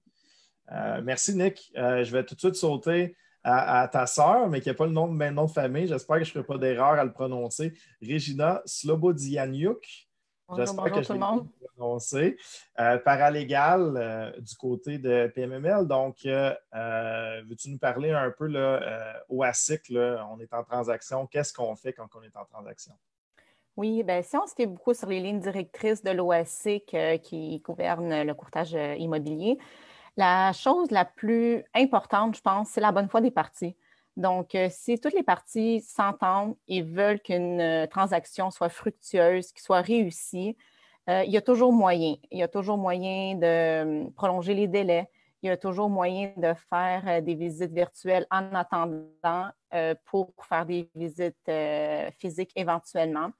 Donc, je pense que si une offre d'achat n'a pas été écrite au préalable, il serait assez important de prévoir les délais au début. Donc, peut-être communiquer avec les différentes parties des inspecteurs, des notaires qui vont être en jeu dans la partie. Donc, voir les délais qui sont ouverts, qui sont fermés, quels sont les critères et par la suite faire une offre d'achat. Si, par exemple, on a fait une offre d'achat d'avant, je pense qu'il faut bien comprendre que tout le monde est atteint par la COVID-19. Donc, je pense que la prolongation des délais, c'est ce qui est le plus important. Puis les courtiers sont toujours là pour vous assister et documenter le tout pour s'assurer qu'un dossier complet soit facilement accessible tant pour une partie que pour l'autre partie. J'imagine que ça brasse beaucoup. En entrevue, Patrice, lundi, me disait que justement, la paralégale, donc j'imagine qu'il parlait de toi, faisait beaucoup de temps supplémentaire. J'imagine qu'il y a beaucoup de dossiers en cours où est-ce que ça brasse un petit peu? Est-ce qu'il y a des gens qui essaient de sortir d'une transaction ou est-ce que d'un commun accord, est-ce que les gens réussissent à s'entendre jusqu'à présent ou il y a plus de la bataille légale en cours sur le marché? On essaie de toujours privilégier une bonne entente à l'amiable, si on veut dire. Il n'y a personne qui s'en sort au litige. Tout le monde, ça devient cher, ça devient long. Donc, il n'y a aucun vraiment avantage, à moins que ce soit une mauvaise foi d'une partie qui insiste, qui veut prendre avantage. Autrement dit, ça serait vraiment d'essayer de trouver un juste milieu entre les parties. Comme on dit, une bonne expression, mettre de l'eau dans son verre de vin. Il faut comprendre la situation pour tout le monde. Et ce n'est pas facile ni pour un ni pour l'autre. Donc, des fois, se mettre dans les souliers d'une autre partie, ça règle beaucoup de problèmes. Effectivement. Puis mettre de l'eau dans son vin en ce moment, c'est bon parce que le vin, on en utilise beaucoup à la SAC. On a beaucoup de temps pour ça. J'étais curieux, je voyais dans la table des matières une règle d'or de la bonne foi du cabinet Fortier d'Amour-Goyette, bien sûr, du club avec Richard Damour. C'est quoi cette règle d'or-là de la bonne foi? Est-ce que c'est ce qu'on a discuté là? Oui, je reviens toujours. La bonne foi des parties. Comme je dis tout le temps, si les deux parties veulent que la transaction soit réussie, tout le monde va mettre du sien pour que la transaction soit réussie, que tout le monde soit content, que tout le monde en tire son jus dessus. La même chose vient des avocats du cabinet Fortier d'Amour-Goyette. Eux autres aussi insistent souvent sur la bonne foi. Oui, il y a façon de poursuivre, il y a façon d'avoir des litiges et comme qu'on voit souvent dans les cours, c'est l'interprétation. On va aller à l'interprétation, on va jouer sur les mots, on va jouer sur les délais, on va jouer sur les excuses. Il n'y a personne qui a envie de ça. On voulait vendre, on veut vendre. On voulait acheter, on veut acheter. Donc, il faut s'en tenir aux faits. Souvent voir plus des résolutions qu'un problème. Donc, le problème est là. Il faut regarder avant, comme on dit, la bonne foi. Si tout le monde veut que ça soit réussi, ça sera réussi. Parfait. Patrice, tu voulais rajouter quelque chose? Oui, en fait, ce qui est important, puis Régina, là, je pense qu'elle ne peut pas répondre directement à ta question, pour toutes sortes de raisons. On est quand même public présentement, mais regardez, elle a fait 2 articles tirés de l'OASIC puis tirés de Martin Fortier, qui est du bureau de Fodago, ça arrive sud, bureau de Richard Damour également. Donc, parce qu'il y a beaucoup de gens, là, OK, à cause de la situation, ils sont rendus, l'inspection est faite, la vérification diligente est faite, il reste juste le financement, et même souvent, le financement est passé, puis à cause de la situation, on veut se retirer des transactions. Jusqu'à maintenant, là, tous les gens, les gars qu'on a consultés à l'externe, le COVID-19 n'est pas une raison, malgré tout le chambardement qu'on vit, tout le problème économique qu'on va avoir, de se retirer d'une transaction présentement. Et c'est là qu'il devient important parce qu'on a présentement 350 immeubles sous contrat, environ 210 à vendre. Puis là-dessus, bien sûr, plus d'une centaine d'offres d'achat, c'est sûr qu'il est arrivé plein de situations où les gens commencent à paniquer. Mais ce qui est important, c'est qu'il y a quand même un cadre légal qui est fait là-dedans. Est-ce qu'il peut y avoir des reports de délai? Je pense que oui. Est-ce que les gens peuvent se retirer? Absolument pas. Présentement à cause de ça. Ça n'a pas été déclaré comme force majeure. Exact, c'est ce que j'allais dire. Pour l'instant, ce n'est pas encore la force majeure. Intéressant. Merci, Patrice, pour le petit ajout. Maintenant, je vais juste basculer dans les types d'investissement. Donc, évidemment, on a plusieurs types d'investissements actuellement sur le marché. Un qu'on n'a pas encore abordé et j'ai hâte d'entendre son opinion, Thierry, sur en fait la construction locative. Qu'est-ce qui se passe avec ça, les chaînes d'approvisionnement, le financement? Qu'est-ce qui se passe avec la construction locative, Thierry? Depuis le 25 mars 2020, les chantiers sont fermés jusqu'au 13 avril. Fait qu'on imagine ce que ça peut faire là, sur un échéancier de livraison qui a été prévu pour le 1er juillet pour certains contracteurs. Bon, naturellement, c'est des transactions, ça, qui étaient déjà en cours. Hein? Donc, les gens qui achètent des immeubles neufs à être livrés, à être remplis par des locataires et qui vont prendre livraison le 1er juillet, bien, ça, c'est des transactions qui sont déjà en cours. Donc, les rouages qu'on a là-dedans, les enjeux qu'on a, c'est un peu comme ce qu'on a dans les immeubles existants. Okay? Mais si on travaille un petit peu plus avec, si on veut parler vraiment des échéanciers de construction, on va regarder des immeubles qui vont être à construire. Et ce qui est intéressant de constater dans ce cas-là, c'est que les immeubles à être construits ne le seront pas tout de suite. Donc, il y a beaucoup de personnes qui vont acheter en forward sale, donc sur plan tout de suite. Et ces immeubles-là vont être livrés probablement dans 1 an et demi. Donc, la bonne nouvelle là-dedans, c'est que COVID-19 influence, mais n'influence pas tout à fait la livraison d'un immeuble qui va avoir lieu dans 18 mois. Ce qui va arriver maintenant avec les immeubles qui sont en construction actuellement et qui devaient être livrés pour le 1er juillet, il va y avoir un goulot d'étranglement dans la livraison. C'est-à-dire que les corps de métier qui étaient supposés de s'enchaîner un à la suite de l'autre pour livrer l'immeuble à temps ne seront pas nécessairement capables de le faire. Et là, à travers tout ça va être régi par des contrats contractuels, en fait, des ententes contractuelles entre des bâtisseurs et des sous-traitants. Et c'est de là de voir un peu le jeu entre le bâtisseur et le sous-traitant, de quelle manière est-ce que les sous-traitants ont déjà prévu leur carnet de livraison. Un sous-traitant travaille sur un chantier, mais peut travailler sur plusieurs chantiers en même temps. Donc, du jour au lendemain, avec mettons si cette période-là dure 30, 45 jours, le sous-traitant va choisir quel chantier et décider d'aller vers quel contrat à compléter. Il faut se mettre en situation pré-crise. Donc, avant COVID-19, où en était le marché de la construction neuve pour les immeubles multilogements? Très occupé. Très occupé. Ouais. Déjà là, on avait des coûts de terrain à la hausse. Si on se met en contexte, les coûts de terrain à la hausse, les coûts de main-d'œuvre à la hausse, pourquoi la main-d'œuvre était manquante? On est en train de retravailler nos infrastructures au Québec de façon importante à ce moment. Il y a beaucoup de demandes. Même si on tente de former des nouvelles personnes pour tomber sur le marché des chantiers de la construction, on va avoir la difficulté à le faire à court terme. Donc, on a un problème de main-d'œuvre qui existait avant COVID-19. La bonne nouvelle aussi, c'est qu'il y a des contracteurs qui, à travers le temps, depuis 2 ans, ont pris une courbe d'expérience assez phénoménale dans la construction de ce type d'immeuble-là, le savent quoi faire, quoi pas faire, à qui faire confiance comme sous-traitant, etc. Fait, en résumé, les sous-traitants vont avoir un choix à faire sur quel chantier ils vont compléter. ils vont y aller naturellement vers des endroits où est-ce qu'ils vont être soit mieux payés ou encore avoir une meilleure entente avec le bâtisseur qui est déjà là ou avoir une certaine pérennité dans leur contrat futur. Donc, ils vont y aller vers des contracteurs, des bâtisseurs avec lesquels ils vont savoir, bien, si je complète ce contrat-là, dans 1 an, dans 2 ans, dans 3 ans, ce gars-là continue à bâtir, il va continuer à avoir besoin de moi, il m'offre des conditions qui sont excellentes, je vais continuer à le suivre. Donc, on va avoir des retards qui vont se créer.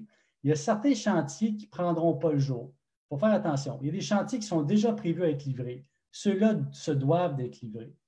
On est rendu assez loin. Il y a des financements de construction qui sont mis en place pour permettre que ces chantiers-là soient livrés. Ils vont devoir l'être, mais avec quel délai? Difficile à dire. Quand on bâtit un immeuble, on le bâtit, mais après ça, il faut le remplir de locataires. Puis après ça, bien, il faut être capable d'aller chercher un financement, ce qu'on appelle un financement à long terme ou take-out, pour aller chercher un financement sur 5 ans ou 10 ans, puis être capable à long terme, aller chercher un financement. Fait le goulot d'étranglement, le deuxième goulot d'étranglement dans tout ça, ça va être les locataires. Mm-hmm. Les locataires qui vont rentrer dans des immeubles neufs, si c'est une clientèle plus âgée, etc., ils vont être en mesure de s'adapter si on a une maison à vendre ou quoi que ce soit. Ça va être vraiment au niveau des locataires de s'adapter. Je ne pense pas que c'est les propriétaires qui vont devoir offrir des rabais aux locataires ou des compensations. Les locataires vont devoir compenser pour 2 ou 3 mois, le temps que les immeubles soient bâtis, pour finalement aller vivre dans un endroit. Si je pense à des 55 ans et plus, là, lorsqu'ils déménagent, eux, quand ils ne déménagent pas pour redéménager dans 3 ans. Ils vont rester à un endroit 5 à 10 ans. Donc, ils vont être capables de pallier à cette différence-là quand on parle d'immeubles neufs. Au niveau de la valeur locative, avant COVID 2019, on était déjà situé à 85 à 90 %. Lorsqu'un contracteur louait un immeuble neuf, il allait chercher 85 à 90 % de la valeur maximale locative du marché. Pourquoi il faisait ainsi? Pour remplir son immeuble avec des locataires de bonne qualité et s'assurer d'être capable de faire des augmentations 2, 3, 4 ans, 5 ans suite à l'intégration de ces locataires-là. Donc, on va pouvoir encore utiliser ce modèle-là post-COVID-2019. Okay? Les besoins actuels en termes de multilogement au Québec et à Montréal, avec des taux d'inoccupation qui sont près de 1 %, bien, ça dresse un bon portrait de la situation. On sait qu'on a besoin de logements actuellement au Québec, puis notamment dans les régions métropolitaines. Il faut qu'on densifie davantage. On a parlé beaucoup d'immigration à travers tout ça. Il y a beaucoup de mes clients dans les derniers jours qui m'ont posé la question, oui, mais l'immigration, on fait quoi avec ça? Si on perd nos immigrants, qu'est-ce qui va arriver avec la valeur locative? Bien, si tu es à Mirabel, puis tu as un immeuble à Mirabel, puis tu construis pour 55 ans et plus, tu vas t'adresser à une population qui est majoritairement québécoise de souche ou résidente. Donc, ça ne devrait pas trop t'affecter là, en somme. T'sais. Fait qu'au niveau de la clientèle locataire, je ne vois pas vraiment de problématique à ce niveau-là non plus. Et au niveau des optimisations de loyer, Thierry, au niveau des optimisations de loyer, il y en a qui misaient beaucoup sur le fait que pendant 5 ans, l'immeuble neuf n'est pas réglementé par les augmentations de la régie. Qu'est-ce que tu penses? C'est quoi ton forecast là-dessus? Ça va être une question d'offre et de demande. Fait ceux qui vont, au fait, actuellement, il y a très peu de logements neufs de disponibles. En février 2020, la PCHQ annonçait qu'il y avait 2206 nouveaux logements collectifs de construire. Le logement collectif, ça inclut des maisons arrangées, des maisons de ville, mais surtout des multilogements. Fait il y avait déjà une demande forte. C'est pour ça que les contracteurs sont allés vers ce type de produit-là. Il y a certains qui ne seront pas capables de les livrer. Et ce qui va arriver en sorte, c'est que avec l'offre et la demande, les locataires vont rechercher ce type de logement-là, ne pourront pas les trouver sur le marché. Ils vont quand même offrir le prix qu'ils vont juger correct pour le service qui va être annexé au bloc. Que ce soit la localisation géographique, que ce soit la mixité commerciale qui est à proximité, que ce soit la disponibilité des transports, que ce soit le lifestyle qui est annexé à ce type de produit-là, les gens vont quand même payer une prime pour ça. Donc, je ne vois pas de baisse de valeur locative. Il y a certains contracteurs qui vont peut-être paniquer puis vont vouloir offrir des rabais de loyer à certains locataires. on va travailler avec ça au niveau du financement, puis on va faire passer nos dossiers. Thierry, je pense ça va être un sujet quasiment d'une demi-heure. On pourrait presque faire un Facebook Live ensemble parce que ça va brasser en tabarouette, comme tu as dit, parce qu'il y a des gens qui doivent livrer des contrats, des gens qui déménagent là-dedans. On avait déjà une pénurie de main-d'œuvre. Et là, j'ai hâte de voir dans un mois repartir. Bien, pas dans un mois, en fait, selon le gouvernement, le 13 avril, on verra. Je pense que ça va jouer du coup dans tabarouette, comme tu as dit. Je pense qu'il va y avoir il va y avoir certaines pas des alliances, mais en fait, les sous-contractants vont aller plus vers les gens qui vont justement avoir des contrats à long terme. Mais ça risque de brasser. Il y a toute la chaîne d'approvisionnement aussi, on n'en parlera pas, mais toute la chaîne d'approvisionnement aussi qui risque d'être bouleversée. Mais Thierry, on se prendra un live de 30 minutes. Je pense que ça vaut la peine de développer là-dessus. Avec plaisir, Jean-Philippe. All right, merci Thierry. On retourne à François. Résidence pour personnes âgées, il y a une autre place où ça brasse pas mal, là. François, mesures extraordinaires, puis j'aurais une question en fait qui me vient en tête. Est-ce que tu penses, François, que les réglementations dans les résidences pour personnes âgées vont changer avec tout ce qui se passe actuellement? Écoute, les réglementations en ce moment, Jean-Philippe, sont déjà assez extrêmes dans les résidences. Là. Ils ont toutes des cartables, ça, d'épais là, de réglementation à suivre. Je pense qu'en ce moment, dans une situation aussi extraordinaire, pas besoin de réglementation pour comprendre qu'il faut augmenter de façon significative et colossale tout ce qui a trait à la désinfection, au milieu de vie sain, au nettoyage, la protection du personnel. Et je ne peux pas m'empêcher d'avoir une petite pensée pour le personnel qui, tous les jours, rentrent, font des heures supplémentaires en plus, mettent leur vie en danger carrément pour soigner les gens, les garder à l'abri de la COVID. Puis comme on sait, là, les résidences privées pour aînés, les CHSLD, qu'ils soient conventionnés ou non conventionnés, les ressources intermédiaires de type familial ou juste les ressources intermédiaires, il abrite énormément de gens et en ce moment, c'est un vrai front. C'est un combat de tous les jours. J'ai essayé de faire un texte dans le rapport qui est plutôt positif, en fait, qui vient encenser le sens de la responsabilité chez les différents propriétaires que j'ai pu consulter, mais aussi l'ensemble des propriétaires RPA. Mais quand même s'ils font un excellent travail, c'est extrêmement difficile avec la semaine de relâche qui a eu lieu, tous les gens qui sont allés voir leurs grands-parents, tout ça dans les... C'est inévitable. Il y a 184 CHSLD en ce moment qui ont des cas de COVID entre leurs quatre murs. Ouf. 114 RPA aussi qui peuvent en avoir un ou deux cas. Il y en a d'autres qu'on sait qu'il y en a un peu plus. 59 RI aussi. Je ne peux pas m'empêcher de dire que c'est quand même inquiétant. Live comme ça, je sors un peu de mon texte qui se voulait être un texte un peu plus optimiste, mais je ne peux pas m'empêcher d'avoir une pensée pour eux. Ceci dit, on vient d'avoir l'annonce hier d'une première aide gouvernementale, un premier grand coup de pouce. Et je dis un premier coup de pouce parce que je suis convaincu que ça va en prendre plus qu'un. 133 millions qui va être réparti, dont 40 millions au RPA, donc résidence privée pour aînés. 20 millions au CHSLD, non conventionnés. Donc, c'est l'équivalent des CHSLD, là, mais c'est des privés là, qui opèrent. Et finalement, 73 millions pour les ressources intermédiaires, donc les plus petites résidences là, qui peuvent avoir 20, 30 personnes sous leur charge à soins. Donc, ça va faire du bien parce qu'il faut payer les heures supplémentaires.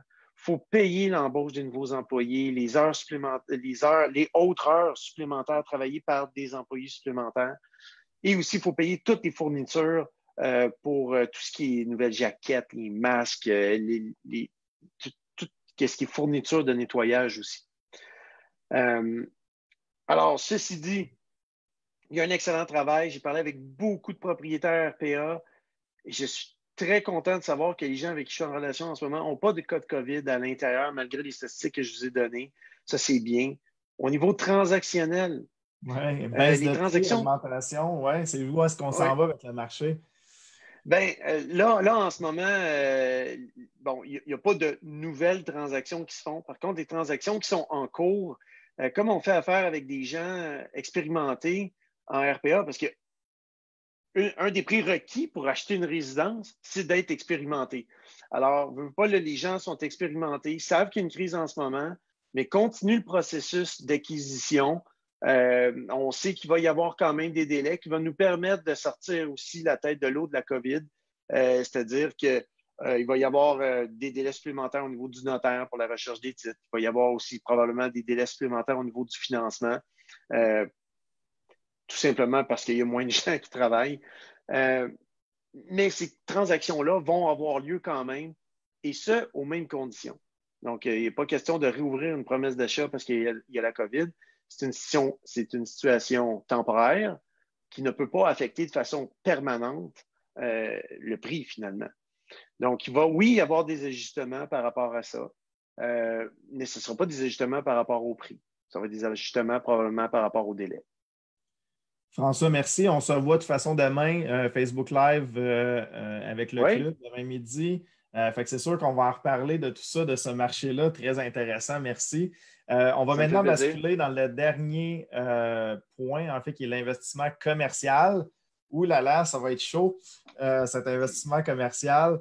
Bernard, location de bureaux commercial industriel, c'est quoi le coût du marché actuellement au niveau du commercial? Bernard, es-tu avec nous? Oui, je suis là. Yes. Tout le monde m'entend? Bon. Yes, on t'entend bien. Bonsoir tout le monde. Très intéressant. Salut Jean-Philippe. J'ai pris en note, là, j'ai l'avantage d'être le dernier, puis dans tout ce qui s'est dit, il y a une chose que j'ai pris en note, dans le fond, c'est le terme dimension humaine. Et plus que jamais, ça, on va le voir en immobilier commercial. Avant d'entrer plus en profondeur, je veux vraiment dire pour tout le monde, quand on parle d'immobilier commercial, c'est super important de comprendre que c'est un dénominateur commun en dessous duquel on a 3 différents industries. Donc, l'immobilier de bureau, l'immobilier industriel et l'immobilier commerce de détail. L'impact de COVID-19 est vraiment différent dans chacun des 3. Et dans chacun des 3, il y en a qui vont s'en tirer mieux que d'autres.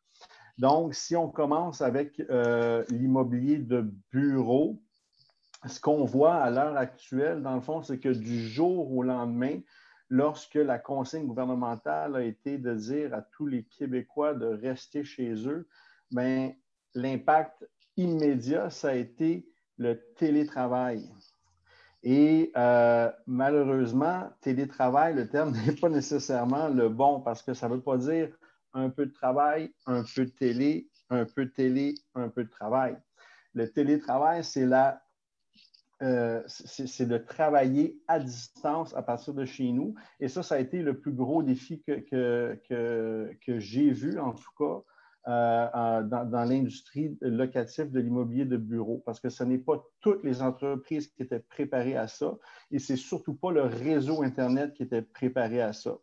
Par contre, on s'est adapté excessivement rapidement et l'impact que ça va avoir, c'est qu'il y a beaucoup d'entreprises qui vont, je crois, s'y habituer.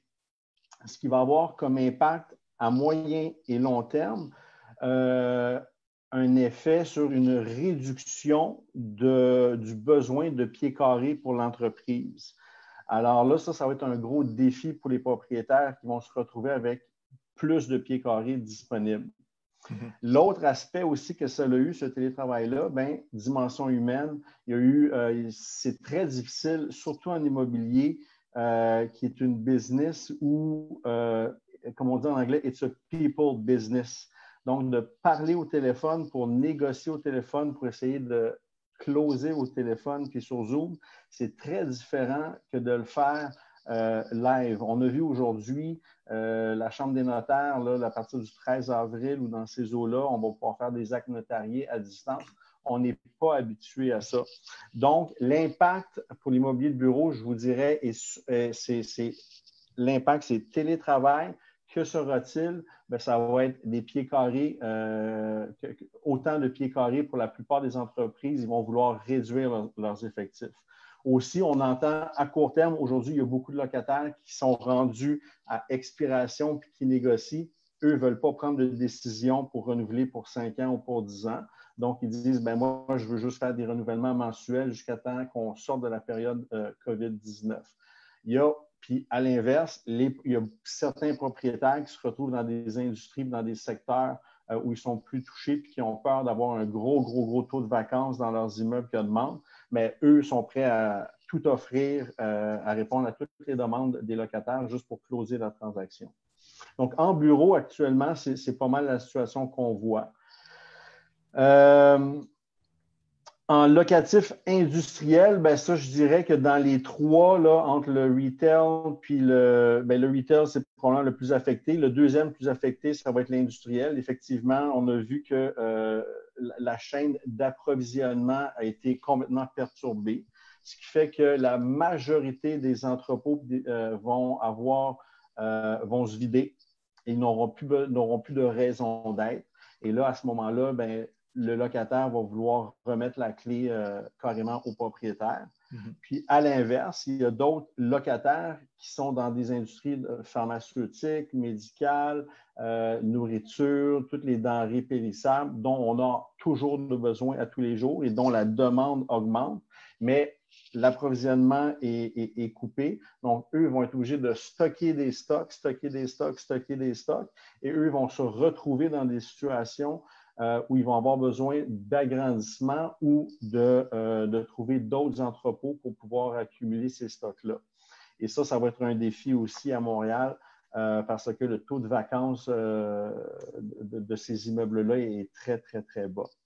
Donc, je terminerai en parlant de l'immobilier commerce de détail qui, lui, avant COVID-19, était déjà très, très, très en danger.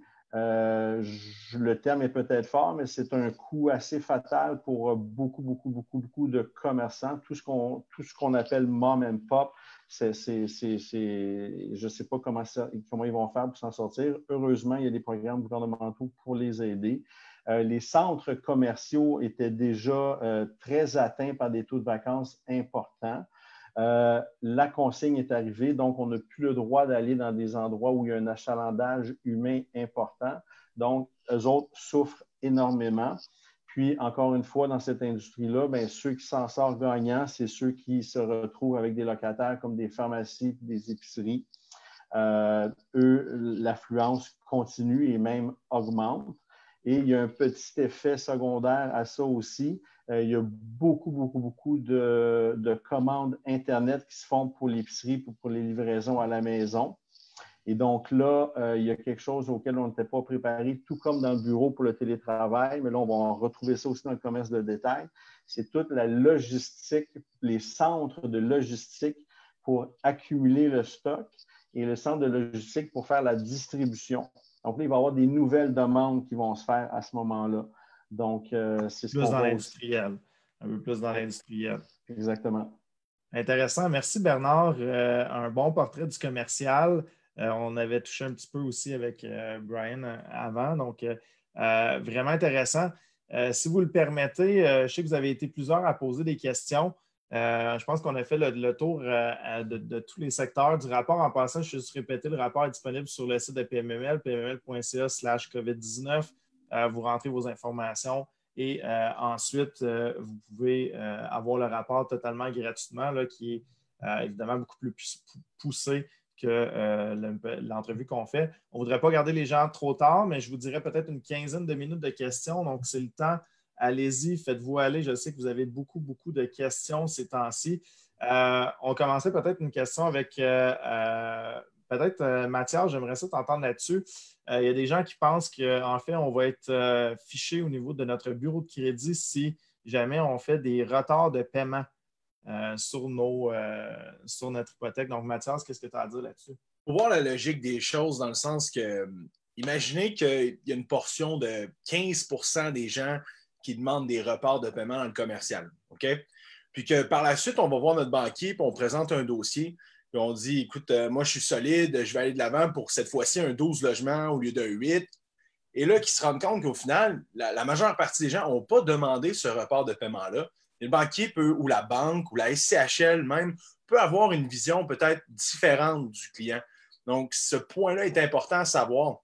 Mais par exemple, si la plupart des gens font la demande, puis qu'on monte à 70-75% de la demande, là, à ce niveau-là, ça va être différent. Là. Les banquiers vont mieux comprendre cette situation-là.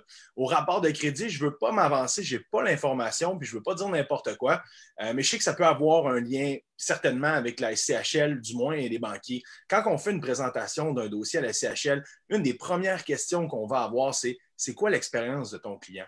Est-ce que tu peux me démontrer avec A plus B que ton client a de l'expérience? Des fois, on pédale, d'autres fois, on ne pédale pas, le portefeuille le prouve. Mais si le client a demandé un report de paiement avant avril, puis qu'il était stressé, puis qu'il a tout de suite sauté sur l'occasion de pouvoir sauter ses paiements sans pouvoir gérer sa capacité de liquidité, bien, il m'enlève les mots de la bouche, je ne peux plus le défendre à ce niveau-là. Là. Donc, absolument. Merci, Mathias. Peut-être question peut-être pour Patrice, qui est plus au courant de la vue d'ensemble. Il y avait quelqu'un qui posait une question en ce moment. Est-ce que vous continuez à recevoir des offres? Et si oui, est-ce que vous en recevez beaucoup? Patrice ou Sana, là, à vous de répondre à celle-là. Écoutez, absolument. Et présentement, écoutez, il y a des contrats de courtage qui se signent à tous les jours. Des actes de vente sont signés cette semaine aussi. On a mis 7 nouvelles immeubles en vente lundi, oui. Et puis, ça va être à peu près 7 à 10 la semaine prochaine aussi. Les promesses d'achat, ça roule. Il n'y a absolument aucun ralentissement. Au contraire, c'est juste le type de clientèle. Il y a des gens expérimentés un peu plus dans l'immobilier qui sont plus actifs présentement. Des gens qu'on n'avait pas entendu parler dans les dernières années, qui reviennent dans le marché, qui attendaient ce moment-là pour pouvoir investir. Donc, je dirait que le type de clientèle a changé, mais le volume est toujours là. C'est juste un peu plus difficile de fonctionner par la suite après une vérification diligente. Intéressant.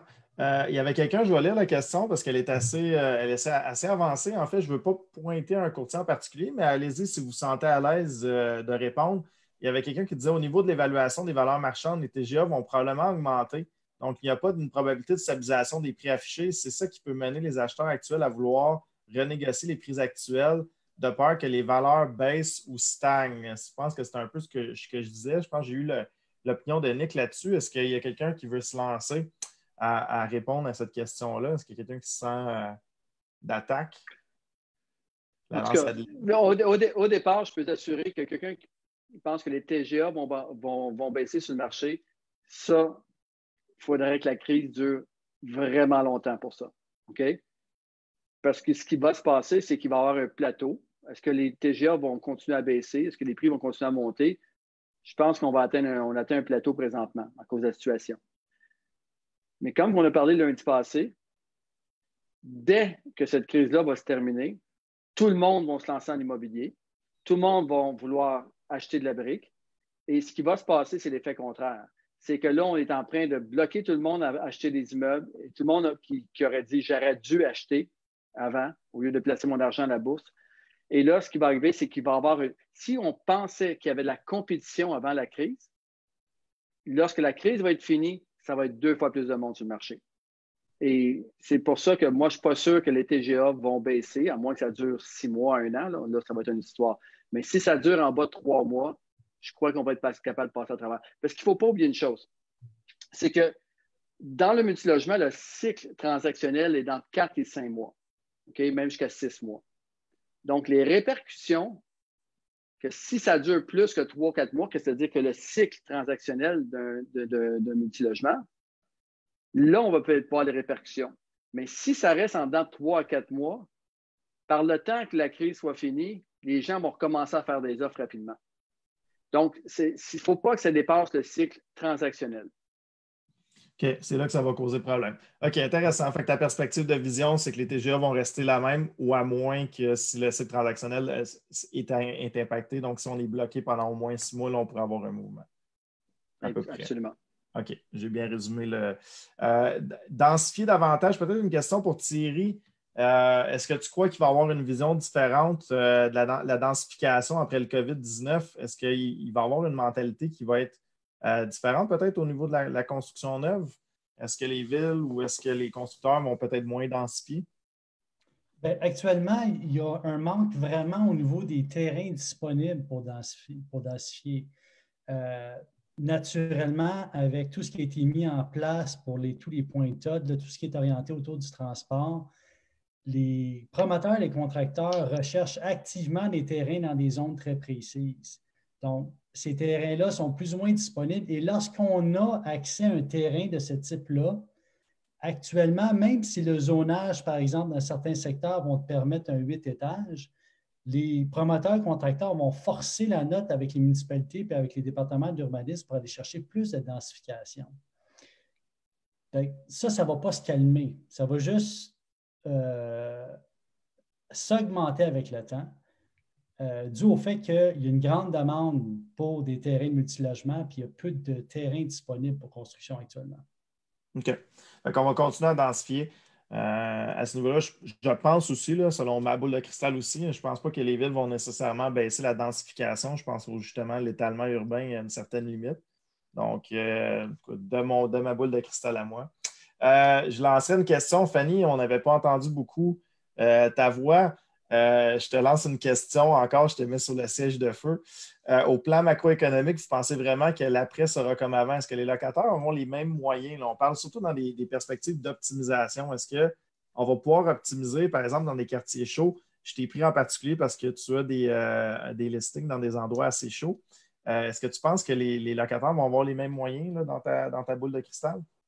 Parlant de secteur chaud de Montréal, on s'entend que si on parle par exemple du plateau Mont-Royal, voilà. C'est une clientèle de prestige, si on veut, comme à Outremont et tout ça. Ce n'est pas une clientèle qui est peut-être autant touchée qu'ailleurs. On peut parler des quartiers populaires un peu plus bas, où ce sera peut-être le cas, mais je ne crois pas que dans ces secteurs-là, on va le sentir autant. Okay. Oui, il y a un taux d'inoccupation qui est très... je ne crois pas que ça va changer. Comme disait Patrice, comme disaient les autres, quelques mois ne vont pas faire une grande différence. Si ça se prolonge, on verra peut-être quelques changements, mais il y a une demande très, très, très élevée pour les logements en ce moment et les prix vont rester élevés, selon moi. C'est une drôle de crise aussi. On a un cycle économique généralement qui va bouger. Et là, on a comme cassé un cycle économique avec quelque chose de particulier. Puis on a des conditions assez particulières, je pense, à Montréal. Au niveau on est sous-estimé par rapport au marché canadien, des taux d'intérêt qui sont bas. J'ai hâte de voir. J'ai hâte de voir au niveau des optimisations ce que ça va donner. Merci, Fanny, de ton input. Patrice, Sana, je vous laisse le mot de la fin. Je ne voudrais pas retenir les gens trop longtemps. Est-ce que vous avez quelque chose à rajouter pour les auditeurs? Absolument. De mon côté, je vais commencer, Sana, je vais te laisser terminer. Malgré cette crise-là, PMML, présentement, là, ça roule à fond. Okay? Comme j'expliquais, le cycle transactionnel est 3-4 mois, 5 mois, 6 mois. Ça dépend si c'est du financement ou c'est du transactionnel. Donc, pour nous, on travaille ces efforts qu'on a faits là, 3 mois, 4 mois en ce moment. Puis, si j'ai un message à passer présentement, c'est qu'on recherche des gens pour joindre notre équipe, soit en courtage immobilier, courtage hypothécaire, courtage commercial. Le courtage commercial, il va avoir une très, très forte demande au niveau des courtiers, beaucoup de travail, à cause de la situation, entre autres. Mais présentement, on cherche aussi des adjoints administratifs. On a besoin d'ajouter 2 ou 3 personnes dans notre équipe immédiatement à cause du volume que s'est engendré toute cette crise-là. On va un peu à contre-courant, mais on a besoin fait que s'il y a des gens qui cherchent des opportunités de travailler avec une entreprise qui, au contraire, il y a eu beaucoup de licenciements, nous, on a besoin de trouver des gens. Fait que je profite de la tribune là, pour l'annoncer. Parfait. On va y aller avec Sana. Sana, j'aimerais ça t'entendre aussi sur le mot de la fin. Je sais que vous êtes des pros là-dessus, Patrice et toi, le mindset là-dedans, dans la crise. Donc, j'aimerais ça t'entendre là-dessus. Oui, j'allais vraiment finir avec ça. Faites attention qui vous écoutez. Je pense que ça peut brouiller les cartes et ça peut vous voler des opportunités qui sont sous-votées en ce moment. Bon. C'est pour de vrai, je pense que en anglais, j'ai toujours cette phrase-là qui me vient en anglais, « Action cures fear ». L'action est un remède à toutes les peurs. Donc, si vous ne savez pas quoi faire, au lieu d'écouter les nouvelles, au lieu d'écouter des scénarios de catastrophes, écoutez ceux qui ont réussi à passer à travers les crises, puis ceux qui disent « Ah, mais dans les années 90, 96, quand les banques nous donnaient les immeubles parce que personne n'en voulait, nous on les a pris, puis maintenant, c'est des propriétaires de parcs immobiliers assez importants. Bien là, on est en situation de crise en ce moment. Alors, quel est le mindset que vous allez avoir? Regardez ceux qui réussissent, regardez ceux qui ont peur, puis décidez qui vous allez écouter pour passer à travers ça. C'est une crise qui est artificielle dans le sens, ce n'est pas une crise économique due à un éclatement de bulle. C'est une crise sanitaire qui a forcé un shutdown complet de la planète. Donc, on ne peut pas dire que c'est cyclique par rapport à… Tu sais, je ne veux pas rentrer en économie, je ne suis pas une économiste, mais il faut faire attention qui on écoute. C'est crucial. Et puis, gardez votre mindset positif parce que vous avez des objectifs. Continuez à viser, comme on dit en anglais, don't lower the target. Il ne faut pas baisser la cible de vos rêves. Il faut s'arranger pour mettre les actions au niveau de ces rêves puis passer à travers cette crise-là. J'adore ça, Sana. Merci. Donc, M. Lépine disait souvent 20 de technique, 80 de mindset. Je pense qu'on est entièrement là-dedans en ce moment. Donc, on va conclure le live. Je vais juste conclure avec le club qui, comme PMML, continue de fonctionner. Donc, on a toujours des cours en ligne qui fonctionnent. Tous les groupes de coaching aussi, on les a déplacés en ligne. Donc, on permet de garder le momentum. On a également des lives qui continuent. Donc, mercredi, on reçoit François Gagnon, justement, avec qui on a jasé de résidence pour personnes âgées. Jeudi, très intéressant, on va recevoir Jean Sasseville, un courtier expert en location court terme. Ça brasse beaucoup dans la location court terme. Hein?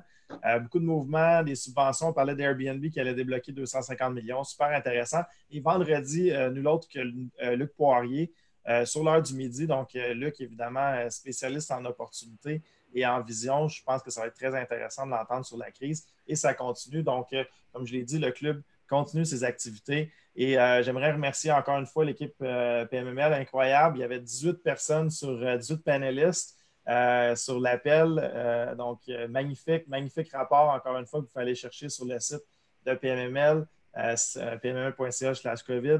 Donc, je finis en disant merci à tous. Et bonne continuité dans cette crise-là. Je vous souhaite à tous le meilleur. Merci à toi aussi, puis à Yvan, Lise et toute l'équipe du club de donner la chance d'utiliser votre plateforme pour présenter ça. Donc, on vous apprécie beaucoup, puis on apprécie la relation d'affaires qu'on a avec vous depuis 15 ans. J'adore ça. Patrice, un gradué du club également. Et oui, j'en profite pour saluer toute l'équipe également derrière. Yvan, Lise, ma conjointe Sandra aussi, qui travaille très fort, qui m'envoie les questions en arrière-scène pour gérer toutes ces entrevues-là. Donc, merci à tous. Donc, sur ce, je vous laisse. Je vous laisse aller vous reposer. On va faire des beaux rêves et on rêve d'immobilier. Bye bye tout le monde. Merci.